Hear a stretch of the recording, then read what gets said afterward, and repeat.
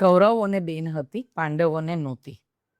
હવે આપણે બધા જાણીએ છીએ કે માતા ગાંધારીને 100 પુત્રનું વરદાન હતું મહાદેવ પાસેથી.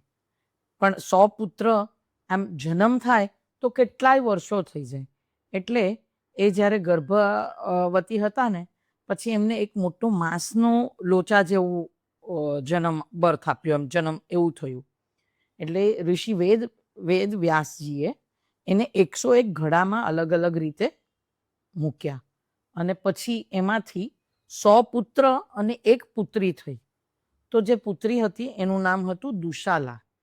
અને આપણે જે અત્યારે ટેસ્ટ ટ્યુબ બેબી કહીએ ને એ રીતે એ વખતનું ટેસ્ટ ટ્યુબ યા જે પણ કયો એ રીતનું સાયન્સ એટલે ત્યારનું છે કે ઘડામાંથી પુત્રના જન્મો થયા હતા.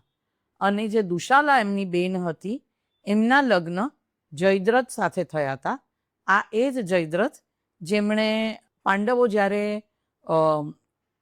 વનવાસમાં હતા ને ત્યારે દ્રૌપદીનું હરણ કરવાની કોશિશ કરી હતી. અને કુરુક્ષેત્રના મેદાનમાં એ જયદ્રથનું વધ અર્જુને કર્યું. સો દુશાલા કૌરવોની બેન હતી અને પાંડવોની કઝન કહેવાય.